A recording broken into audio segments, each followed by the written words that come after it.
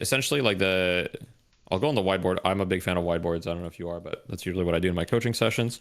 I just want to give you a couple things to kind of like focus on. In your like whatever, next week or two or however much you play. I don't know how much you're playing right now, but Sure. sec. Yeah, so are you gonna be playing mostly like Wraith and Mina, or do you want me to just like stick to general tips and avoid hero specific tips, or Both are fine. so we'll do like some Wraith. Do you see my screen by the way? Uh, oh, here we go. Hang on a sec. Yeah, now I do. We'll do like some hero specific and then we'll do like some generic. But basically I like to keep it pretty simple because if I give you too many things, it's not really that helpful. Although I'm sure that your capacity to absorb information is much higher than a lot of people that I coach, but still, we'll keep it simple. Okay, so on Wraith, basically I want you to think of 0 to 15 minutes equals get rich, far like prio sinners, tier 3 camps as soon as you can. So what I mean by you asked me a good question earlier, which was how long can you spend on a camp for it to be worth it, right? And I would say for a tier 3 camp, you need to be able to kind of farm it in around 30 seconds for it to be worth it, roughly. Okay.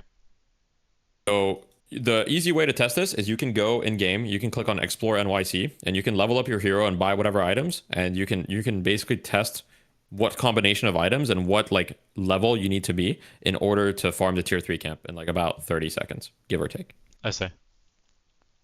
So for example, for Wraith, I think when you have Cultist and Tesla in the build that you were running, if you have Cultist Tesla, you can farm the tier 3 camps and it shouldn't be much of a problem at that point. Yeah, okay. Some heroes will need like some lifesteal, and some heroes just aren't very good at farming the tier 3 camps. For example, Mina at first is not very good. Like you're not going to be able to farm tier 3s on Mina as early as you are on Wraith. But Wraith is much better at stealing camps. Sorry, Mina is much better at stealing camps because you're much more evasive because you've got like the double TP with bats. And on top of that, you just like rake kind of like one shots a lot of medium camps. Mm-hmm. Right.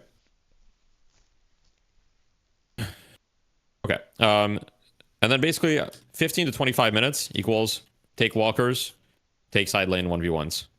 Okay. That's basically like the Wraith, like the Wraith playbook. And then after that, it's just like, like you want to play front to back. You basically want to make sure that you're playing behind some of your players and, just focus on shooting and win fight, go mid. That's basically like, Okay. want to make sure that you're not like in front of your other players and stuff and you're standing like somewhere in the middle of the fight. And like the way that damage fall off works in this game is that most guns don't have any fall off before 20 meters, so you don't have like you don't have like any downside to be 20 meters away. Like you still do full damage Uh-huh. at 20 meters. Okay, difference on Mina is basically like, okay, so on Wraith, stealing camps is good